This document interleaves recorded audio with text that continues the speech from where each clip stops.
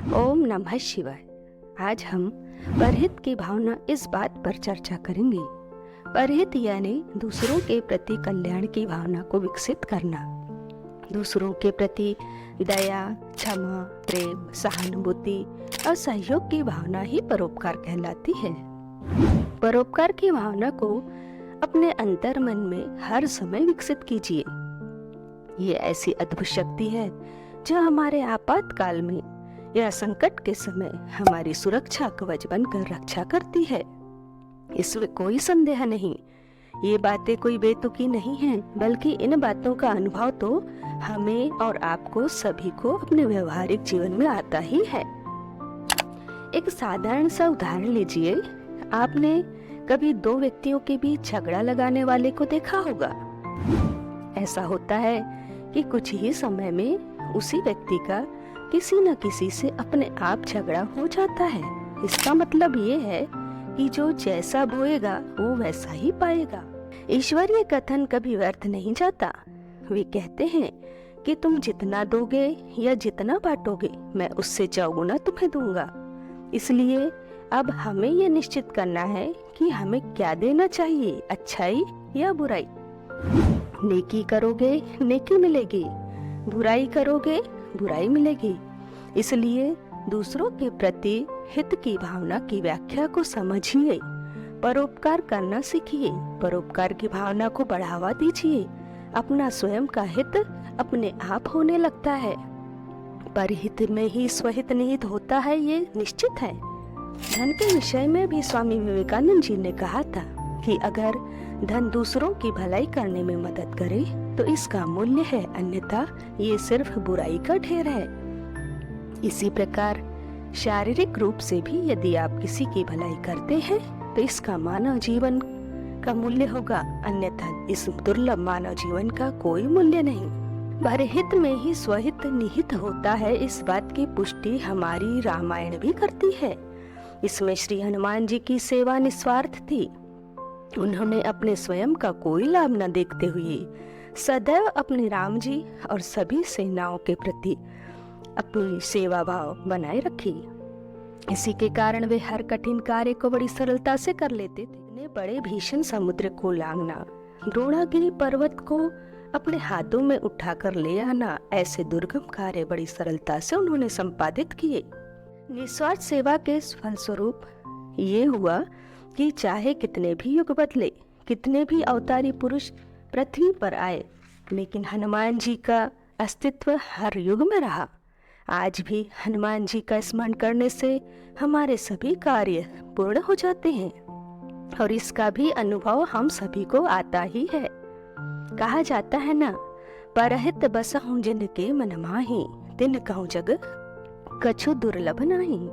परहित बसहु जिनके मन माहि, तिन कहूँ जग कछु दुर्लभ नाही। अर्थात जिनके मन में दया, प्रेम, सहानुभूति, सहायता और क्षमा जैसे परोपकारी गुण विद्यमान होते हैं, ऐसे व्यक्ति के लिए संसार में कोई भी कार्य असंभव नहीं होता।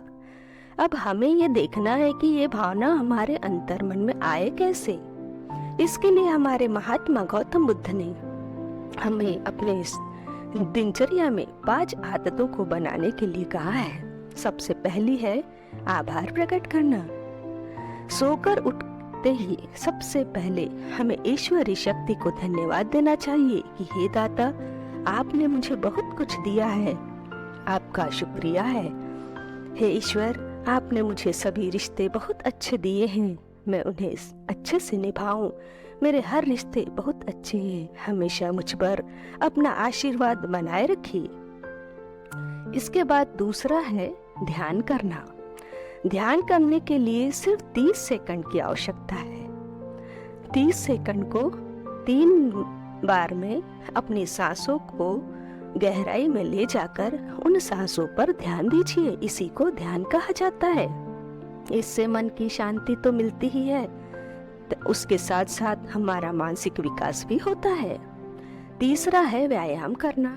व्यायाम से हमारी शारीरिक दुर्बलता दूर होकर हमें स्फूर्ति आती है और पूरे दिन भर के लिए हम आलस्य से मुक्त हो जाते हैं। चौथा है अपने आप का झण करना अर्थात आत्मनिरीक्षण करना, अपनी गलतियों को, अपने दिन भर की अच्छाई बुराई सभी बातों को लिखना और उन्हें टटोलना और उनको सुधार कर अपना दूसरा दिन बहुत अच्छा बनाना, ये है आत्मनिरीक्षण करना। और 5वां है एक परोपकार दिन भर में अवश्य करना। अच्छे कार्यों में मूक पशु पक्षियों को अन्न जल देना, दीनहीन की सहायता करना, अपने रिश्तों के प्रति कृतज्ञ होना, प्रेरणादायी कथाएं पढ़ना और उन पर लागू करना।